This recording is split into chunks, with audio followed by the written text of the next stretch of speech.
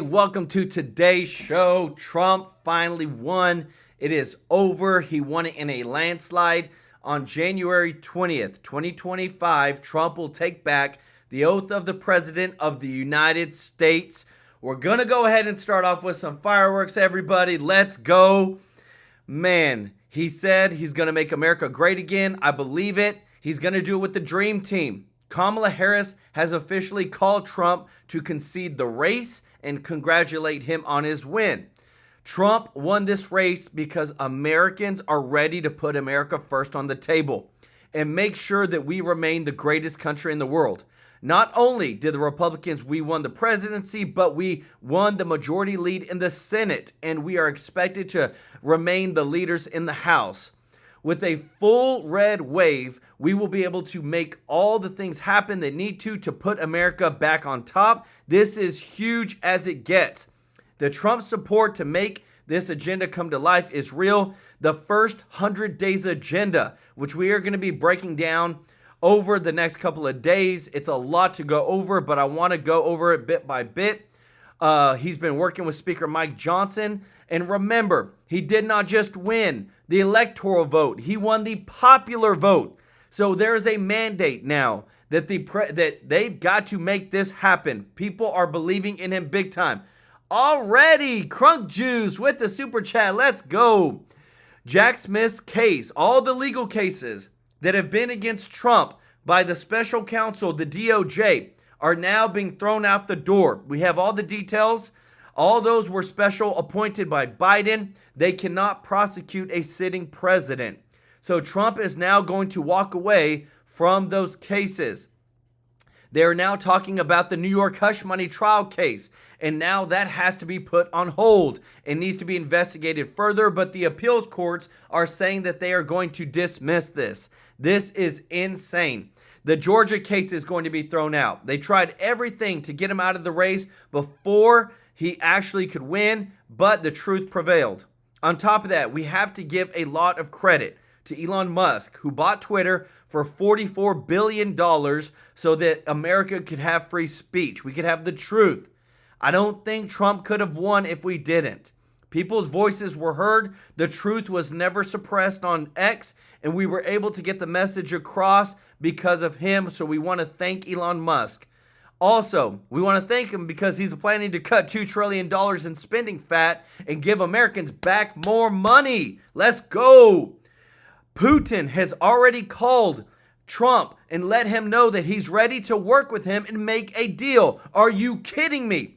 The dictator of Russia has already made a call to Trump saying, I'm ready to make a deal and stop these wars. That is what a freaking leader can do who has the backbone and they know that he's not going to play around.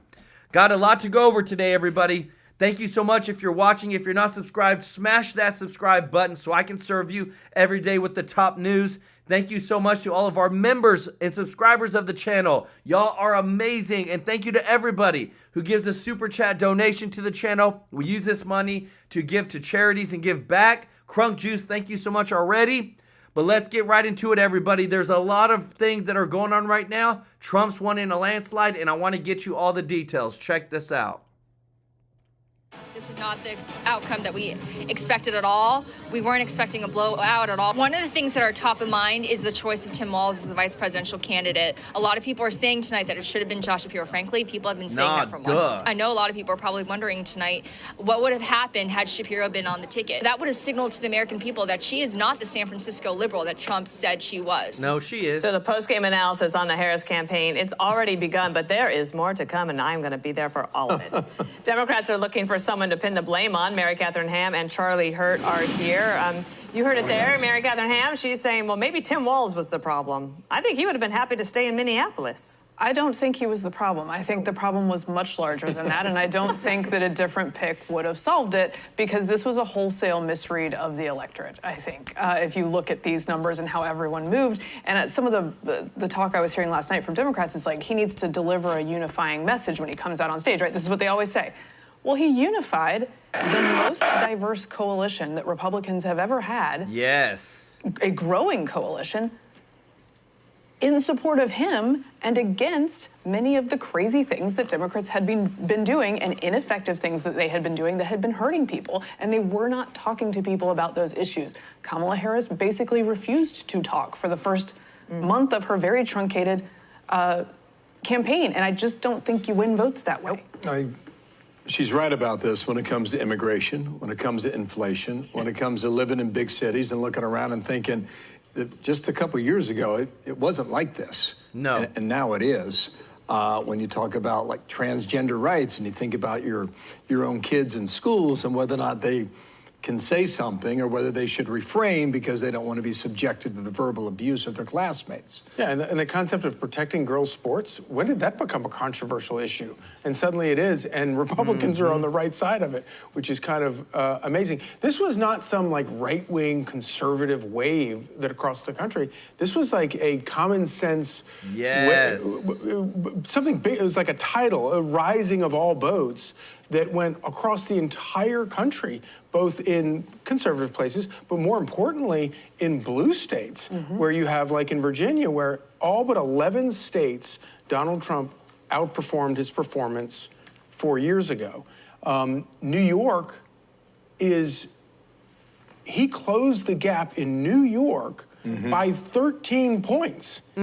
He lost it by 10 points as opposed to 23 points. So where we stand right now is New York is closer, after the result, looking at the results last night, New York is closer to being a red state than Texas is to being a blue state. How crazy is that? If that doesn't tell you something about the sort of common sense, it's not a right-wing message, it's a common sense message. But if you are a Democrat and you were listening to Democratic media or you were on the algorithms that were just feeding you the information that Oprah was telling you that the country is going to fall apart and cease to exist because he is so right-wing, like you wouldn't, it seems common sense when you look at it from our perspective, but if you're them, you have to wonder, how much money did they spend?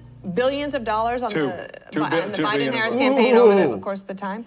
And they got it so wrong. And they have no one to blame, really, I think, than themselves. Well, I think they've been used to telling themselves stories and then bullying other people to believe those stories. And I think the bullying part is what a lot of people were reacting to. I think some of this may be a little bit of COVID backlash that is delayed, that we thought maybe the Youngkin campaign in Virginia was all we would see from that. But I think there's a reaction to being treated as sort of like pathogens for a while and told to stay in your house and all of these things. And it all just sort of built up and people could see that they were kind of full of it. And I do think a lot of Democrats need to examine where they get their information. Yes. And then maybe they could get on the same press release list I'm on where you get the, you understand that conspiracy theory is truth way earlier than they do. That's the thing they need. One of the guests on MSNBC this morning said the progressive movement in America is dead. Wow. Ooh. I mean, look, 2016, Donald Trump won that not by being a nice guy. He won it on the issues. 2024, he won that race on the issues again. And when you go down the list of progressive issues, none of them are winners. And by the way, not only that, but she campaigned on a weirdly America First campaign. She said, we're not going to take your guns away from you. We're not going to tell you what kind of car you're going to drive. I'm not against fracking. I'm going to seal the border. I'm for fracking. She ran on all of these things. The problem was nobody believed her. Everybody thought she was full of BS and that she wasn't going to really do that. Thank you, Charlie. Guys, that is the God honest truth. She came out completely flipped on everything that literally they've been in office and they went against. And then she's like, oh, we're going to do it. I found this image, guys. Now, this is a generated image, but look at this. The dream team. You got Trump as Superman, Tulsi Gabbard. You got Vivek, J.D. Vance, RFK, Tucker Carlson, Elon Musk. You got, just the dream team. I'm still trying to figure out who the guy in the green is, the Green Lantern. But I'm telling you what a team. And this is super important because I feel like this needs to be said. Because this was a win of the American people.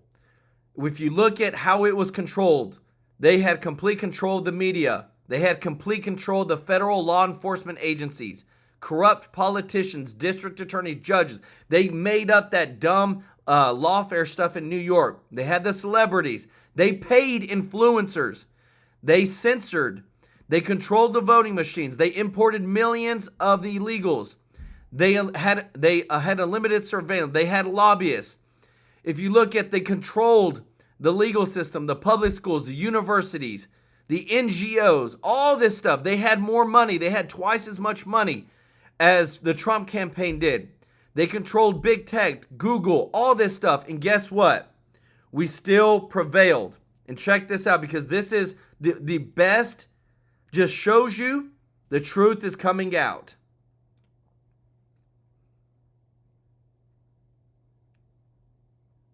We have some news about special counsel Jack Smith, this man right here.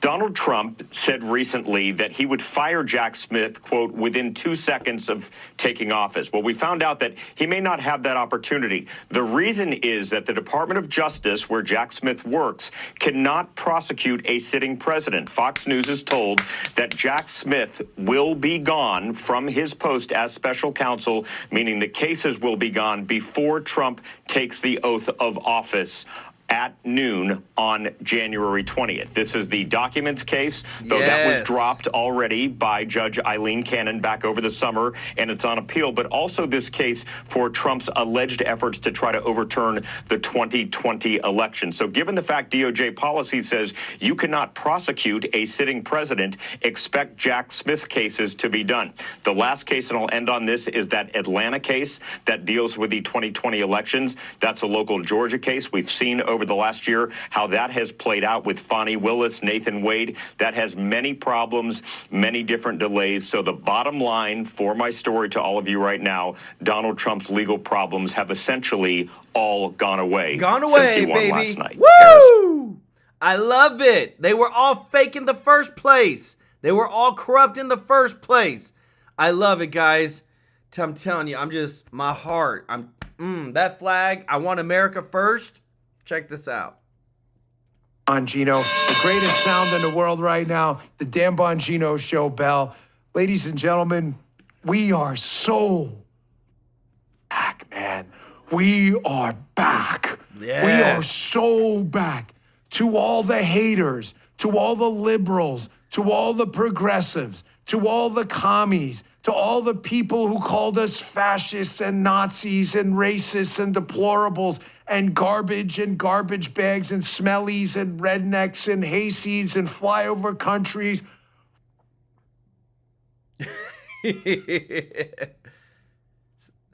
About it. I'm sorry. I know shouting fraud is bad, but I don't give a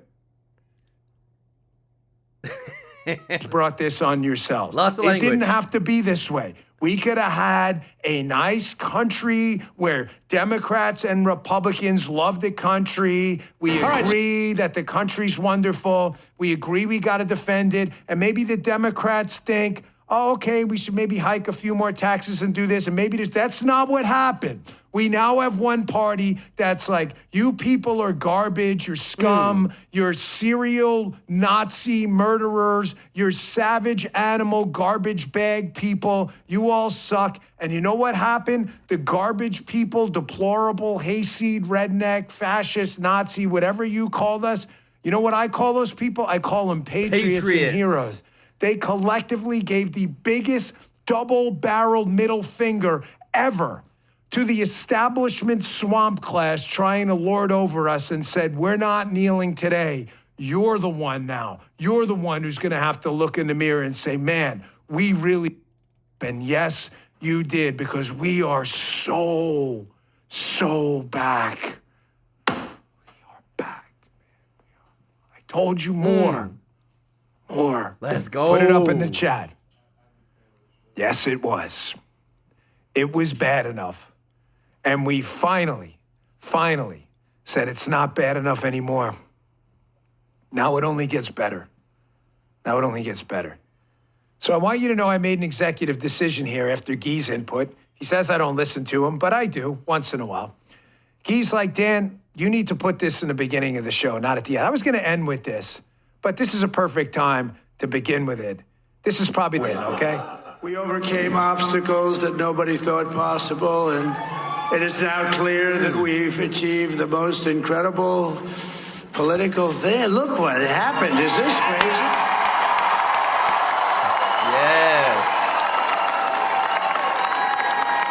what? It's a political victory that our country has never seen before, nothing like this. I want to thank the American people for the extraordinary honor of being elected your 47th president and your 45th president. And every citizen, I will fight for you, for your family, and your future.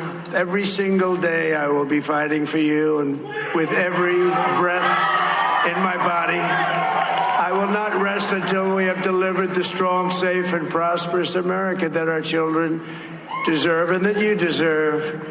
This will truly be the golden age of America. That's what we have to have. Yes.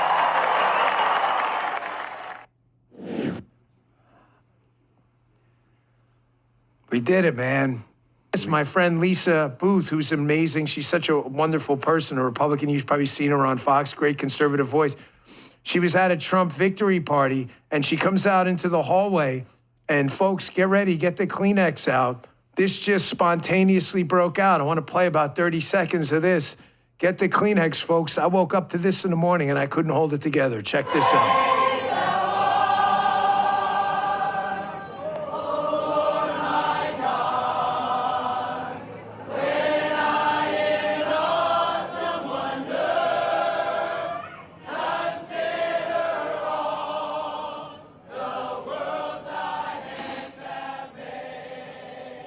I encourage you to listen to that whole thing, man. Man, y'all. It was hard to take this morning. And, you know, listen, I get it. Like, what am I getting all choked up about? You probably people out there, turn in your man card. Well, I don't really, man, I'm sorry.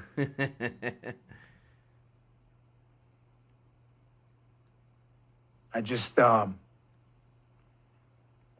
I love this place so much. Me too. And the last 3 3/4 years, almost 4 years, we got kicked, man.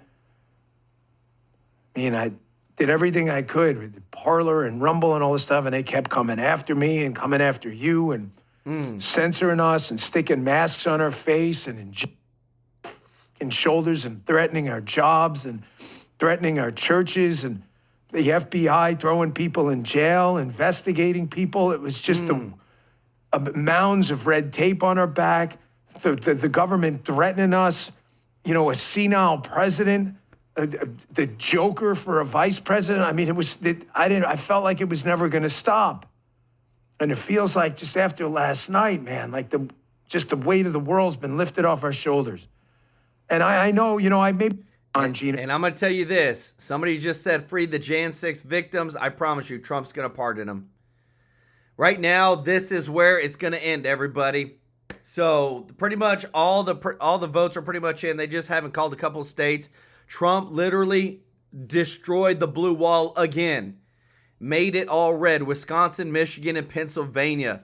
He's going to win with 312 electoral votes to 226. We're going to retain the Senate. We're going to retain, we're going to convert the Senate over. We're going to retain the House. We're going to be able to do some amazing, amazing things, everybody. This is good stuff. I'm so excited to see what's about to happen next. So two calls have just been made. The first call, check it out. Kamala Harris concedes the race, congratulates Trump. Check this out. All right, a Fox News alert now, and from Peter Doocy, we learn that Kamala Harris just completed a phone call with President-elect Donald Trump to concede the election, to congratulate him on winning. Apparently, she discussed the importance of a peaceful transfer of power and being president for all Americans. Yes. She is going to be delivering remarks at Howard University, 4 o'clock this afternoon, so we will hear more from her there. And here's where the sleep deprivation kicks in. all morning, I've been mixing up Pennsylvania and North Carolina, and I did it again there with the chairman of the NRCC. I said that Trump won back North Carolina. No, he won it in 2016, 2020, and 2024. But every time I've gone to hit North Carolina on the touchable map, I hit Pennsylvania. That's interesting. I'm telling you what, guys, that was a huge win. Woodbury Hill Studio, thank you so much for the super chat. Let's go. Happy November 6th, the day and unburdened by what has been. Let's go. Show Woodbury Hill Studio some love in the chat. So I want you to listen to this, guys. This, to me, is about if there's anybody that has given a speech over what has happened and the truth of what people have felt, it's coming from our boy Scott Jennings on CNN. I love it. I'm so glad they've got him because people need to hear this on CNN. Check it out. Interpreting the results tonight as the revenge of just a regular old working class American, the anonymous American who has been crushed, insulted, condescended to. They're not garbage. They're not Nazis. No. They're just regular people who get up and go to work every day and are trying to make a better life for their kids, and they feel like they have been told to just shut up when they have complained about the things that are hurting them in their own lives. I also feel like this election, as we sit here and pour over this tonight, is something of an indictment of the political information complex. I mean, we've been sitting around here for the last couple of weeks, and the story that was portrayed was not true. I mean, we were told Puerto Rico was going to change the election. Liz Cheney, Nikki Haley voters, women lying to their husbands. Before that, it was Tim Walz and the camo hats. Night after night after night, we were told all these things and gimmicks were going to somehow push Harris over the line, and we were just ignoring the fundamentals. Inflation, people feeling like that they were barely able to tread water at best.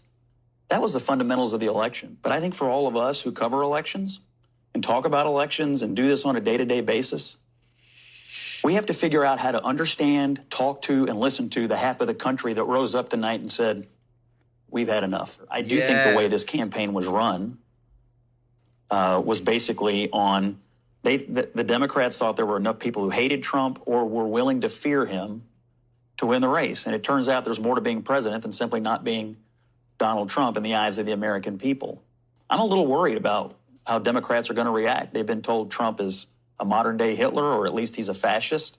And now Kamala Harris, I suspect, is going to have to wake up in the morning and concede to that person. I'm a little concerned about an election in which half the country was conditioned to believe that the person who just won the national popular vote was going to be a dictator, eliminate the Constitution, and create a bloodbath, and so on and so forth. So we have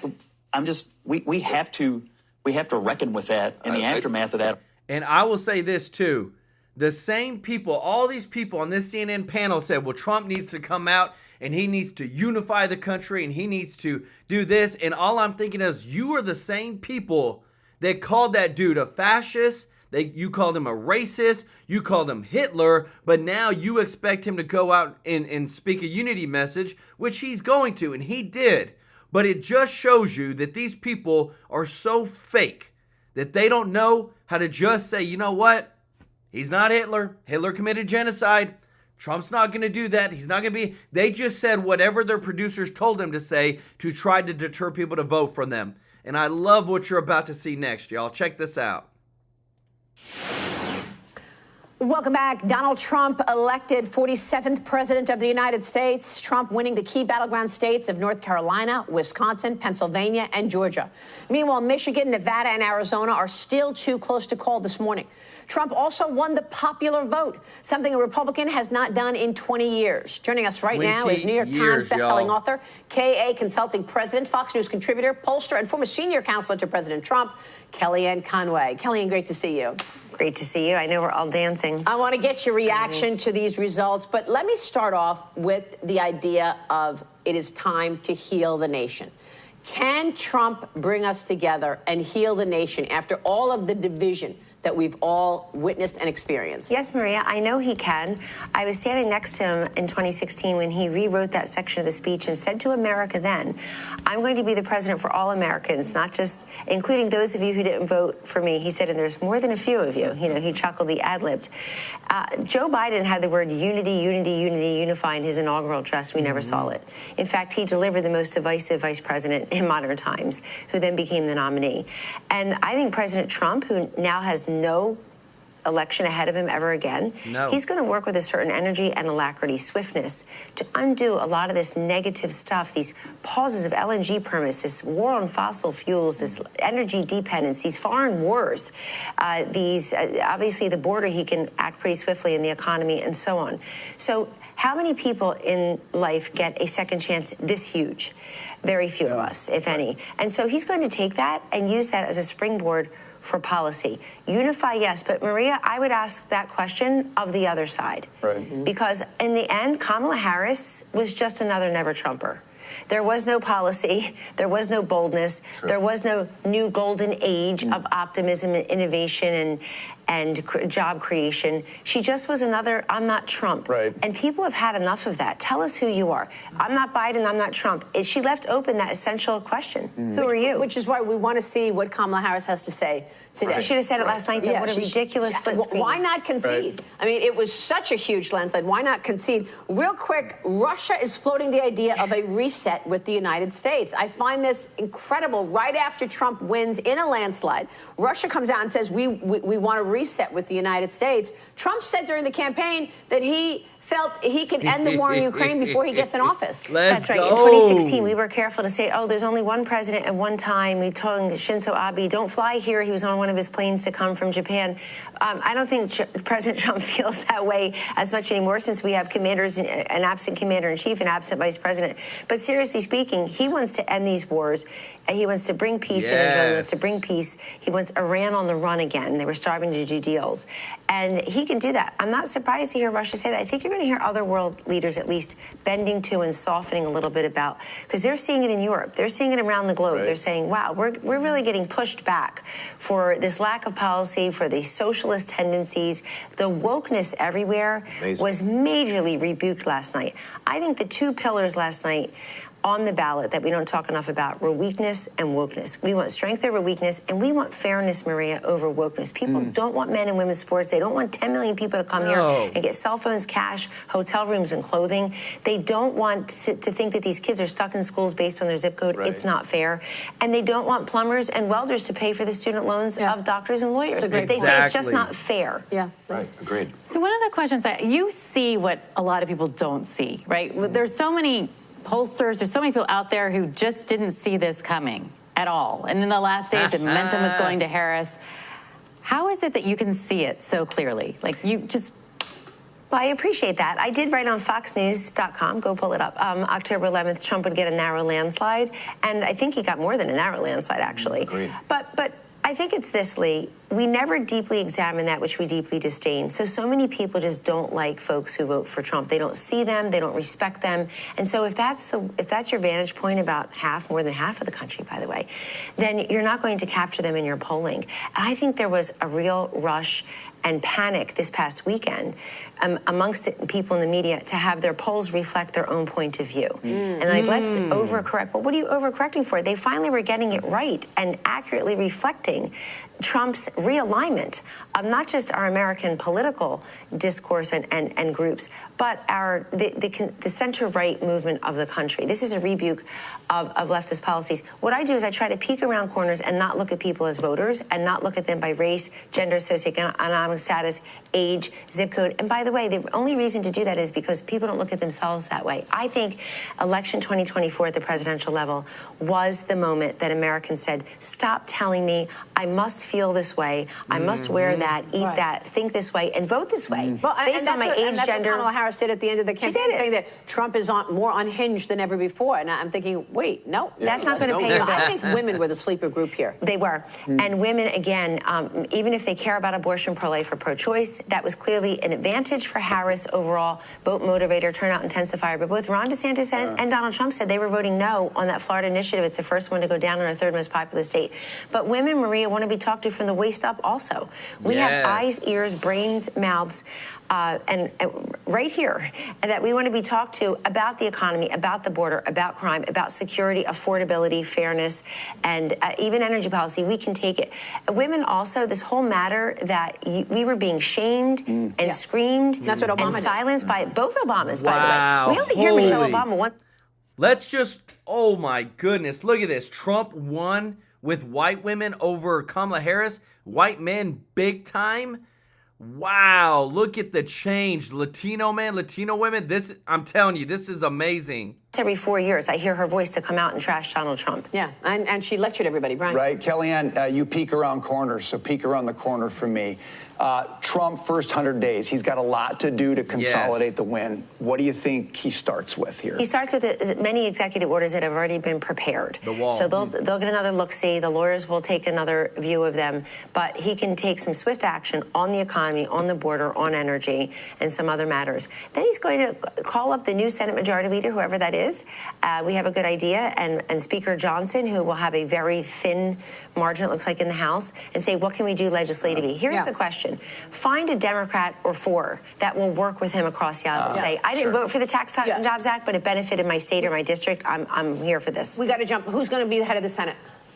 Probably John Thune, but Steve Daines may throw his hat in the ring last minute, given the great success in the Senate last night. Kellyanne, thank you. This is awesome, everybody. Look, what I'm about to show you is why Trump's the dang man. Right here, this is breaking that Vladimir Putin says he plans to work with Trump to end the war in Ukraine. Let's go. Virginia Upberg, thank you so much for the super chat. What's new? Thank y'all so much. Y'all show them some love in the chat, everybody. Not only, look, I'm telling you what, Trump is such a boss.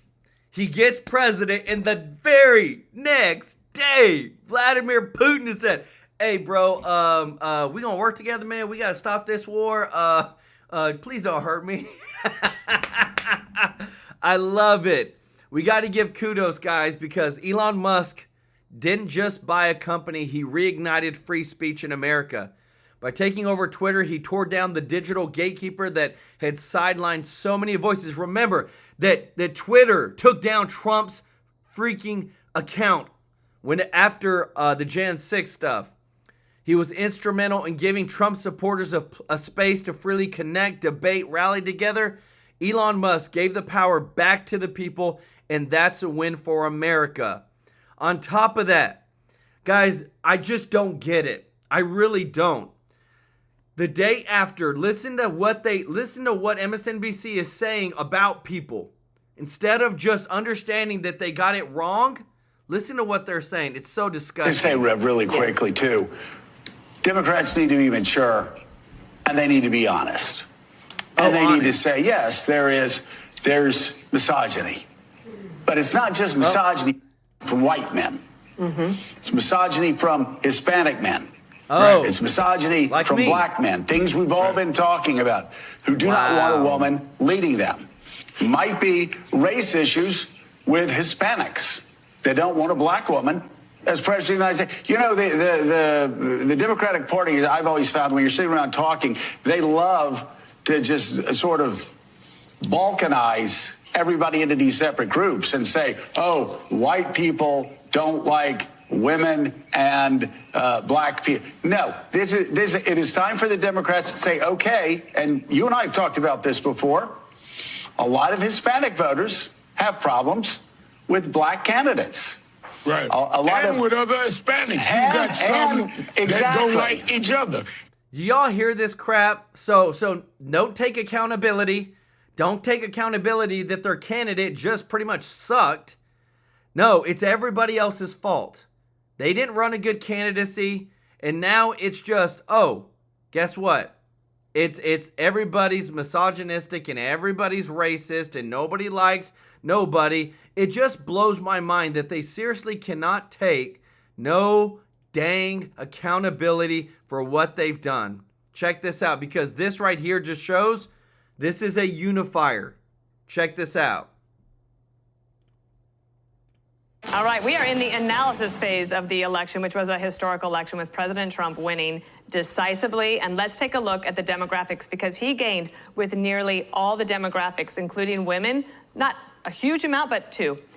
Men, 3. Non-college educated. So if you're thinking of people who might have been in the rank and file of the unions, working class people said they are for Trump +6. This, to me, is decisive. These next 2, Hispanic voters +6, black voters +7. So that was not a mirage. That was in the data. And President Trump captured something, and he'll probably be able to keep them. But this was a big one, too. A huge part of the reason that Trump beat Harris is because young voters went for Trump +10. 10. And Bill, 40% of those young voters said that the economy was their #1 issue. They've been saying that all along. All these people said this all along. I don't know why the Biden-Harris team didn't listen to them. Yeah. When compared to 4 years ago, you're right, 2020.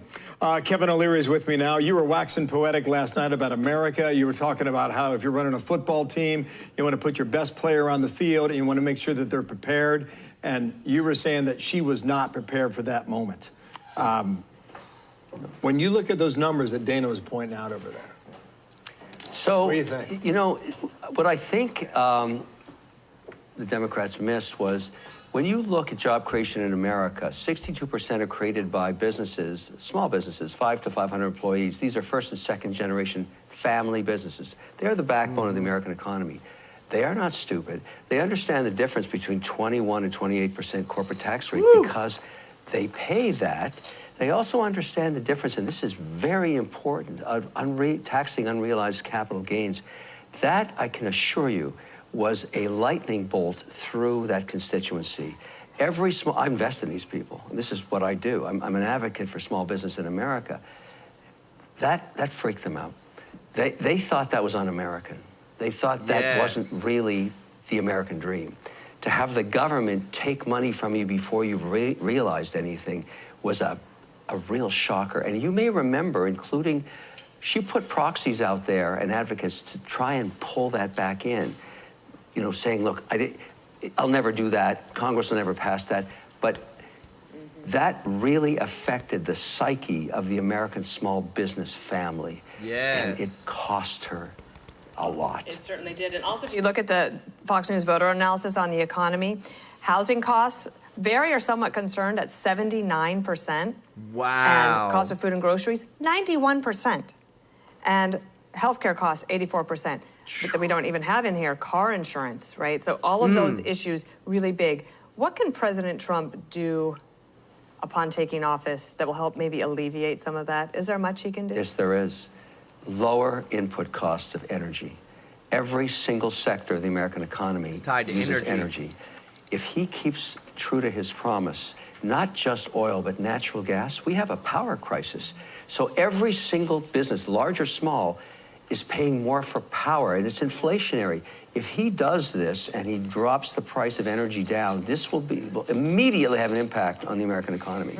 And I believe he will do that, and I'm very excited that he would do that because I deal with this every day. And I must tell you something that I'm excited about. I didn't want to leave here till I knew the outcome of this election because I'm going on a fundraising tour to Geneva, Abu Dhabi, Riyadh tonight. I get to go there saying, it's 21% tax rate like it's always been. Please bring your money to America. Gasoline. And I'm sorry to interrupt, but remember, Trump said he wants to take it from 21% to 15%. And guys, what does that mean? They're talking about the taxes that businesses pay. They're talking about, because this is as dumb as it is. So as a business, and I have a business, I run a business on top of doing this YouTube channel, so I have to pay taxes to employ people. So before I even make $1, I've got to pay taxes to employ people so that they can work. And then whenever we make money for the business, we have to pay taxes on that money, on that revenue that we make. And to pay 15% rather than 21% or 28% means that I can use more of that money to hire people, to invest more back into the company, because most business owners just don't take it all. I'm telling you, they usually invest back into it to grow the business bigger. This is such good news for the economy. Across America, average about $3.20 a gallon. Yeah. How long before he can get it back below $2? The energy market anticipates supply by about 90 days to 4 months. The minute they see this happen, there's going to be pressure because he will lift regulation. I hope he considers reopening the Anwar narrative because that can reduce national debt. And of course, when they see it coming, the forwards markets will drop the price of gasoline and unprocessed oil. I'm very excited about this energy part because he can actually implement that. He can execute on that almost immediately. It affects inflation. I would love to see Doug Burgum as Secretary of Energy. I know he's out there. I've worked with him in North Dakota. Well. I would love to see him do it. I hope he takes that mandate. Yeah. Let's go. This is good stuff. I want to show you something that's super interesting because a lot of people say the Democrats are going to have a hard time in explaining this.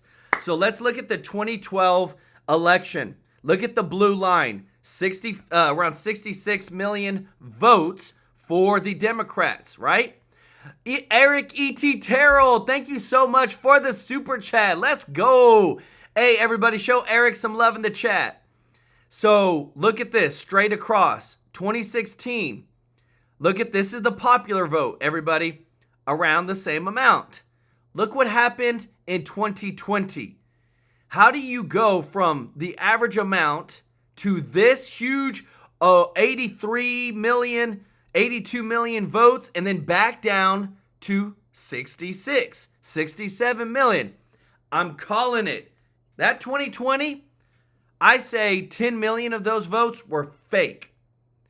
I don't believe it. This is real data.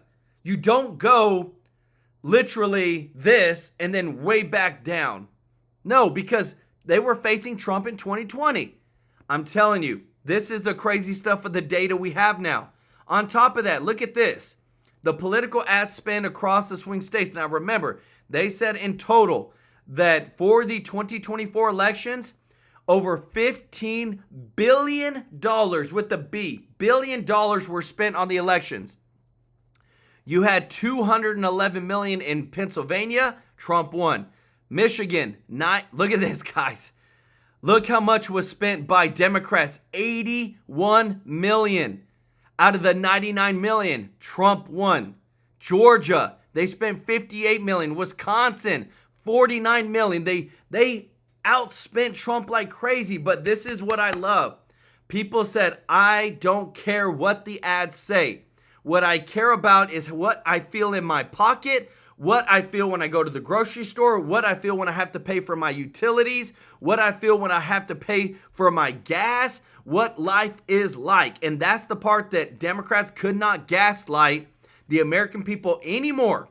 We know that, hey, guess what? All these lies about how you keep telling us how life is, it's all a big lie. And I love what's about to happen next in Congress. Check this out. Did well. I'm sure they appreciate it. Your thoughts, first off, about the night overall, the biggest surprise for you. We talked on the radio for a half hour. You looked at all scenarios. This, to me, is such a decisive win. I think it even caught Trump supporters by surprise. It did. And, you know, for America, regardless of where you are, President Trump has won the Electoral College, not even close, and the popular vote. The other big thing you're going to see is he pulled the Republicans across in the Senate in a much larger number than anybody thought. Right. Coattails. Exactly, because when you carry like Montana by more than 10 points, you bring someone. When you carry Ohio, when you carry Pennsylvania, when you carry Wisconsin. But he's going to do that in the House. We're going to keep the House. We wouldn't if it wasn't for President Even though Trump. you lost those 2 New York seats. Yeah, because remember, you had redistricting in North Carolina, so we automatically got 3 more to start with. It is a better climate for us to win in the House this cycle than it was the last 2 cycles. And if you watch, like Nebraska, Bacon's back up. I mean, in Pennsylvania 7 and 8, Cartwright and Wild defeated those 2 Democrats. Slotkin's old seat in Michigan, you saw Tom Barrett win there. We're still, Maine hasn't been decided yet. California seats, they're going to be coming back up. And Trump was carrying so much better this cycle. His numbers are higher today than at any time when he was president. Is it because of, Mr. Speaker, this new coalition? I mean, these numbers are incredible. Yes. Almost doubling the black vote. When it comes to Latinos, doing almost the same thing right there. I mean, all these demographics that are typically pretty progressive are now supporting Donald Trump. Exactly. Let's go. The thing that people should have looked at, he was always carrying 41% of the Hispanics and 25% of the black males. Mathematically, I don't know what you're doing, but we need to take this moment as Republicans and not waste it. That's right. It should be about addition, not subtraction, welcoming more people into the party. But what you need to do is do your job, because you are given an opportunity here. Because of the rules in the House and the Senate, you have what is called reconciliation, which it takes 60 votes to really do something in the Senate, but you can use reconciliation when we come to the tax bill. You should make sure to renew it from 2018. Yes, so the American people actually win. And it came down to the issues. Think about Kamala Harris spent more than $1 billion, and I still still can't name the three things she was going to do if she won. That was on purpose. Yeah. Right. What is it going forward? What does it look like? The next few months, the lame duck months, and then what does it look like when Donald takes office? What happens to the economy? That's why most people voted for him. Well, you're going to see the market up high because what they realize is regulations are going to come down. We're going to unshackle you, and you're going to be able to invest in America. You're going to get a secure border. So your feeling of being safe is going to be different, right? Let's go. And what's really going to happen, and what Republicans should do right now, is clean everything out so the President Trump doesn't walk into office and have to deal with this year's problems. Sure. What do you mean? I don't know. They haven't finished the funding for this year. They should get rid of the debt ceiling because you want to give him a honeymoon to let him govern. We're going to keep the House so it's not Hakeem Jeffries trying to impeach him. For the first time being president, the last term, he wasn't given any honeymoon. He wasn't given the ability to really do the job that he could. And you know what? He's better at it today. He has the 10,000 hours. He knows what to do. Mr. Speaker, real quickly, the Democrats are already starting the blame game. The blame starts with Joe Biden. Yeah, Joe Biden never should have ran for office. I knew it when I sat with him. There was something wrong with him. And Kamala Harris was in the room, and she lied. She knew. When I would tell someone, she would lie. Secondly, you got to blame Nancy Pelosi. Remember the celebration when she went around democracy and said, I don't care if people picked you. I'm going to pick somebody else. They didn't have a primary. Nope. And then the very first decision that Kamala Harris made was the wrong decision. She picked Tim Walz instead of picking Shapiro. And a lot of that goes on Nancy Mark Kelly. Pelosi. Yeah. Okay. Mr. Speaker, let me tell you this, guys. It's such a good day. I want to show you something because this is the moment that I believe the election was decided. Let me know your thoughts because this is a big one. Check it out.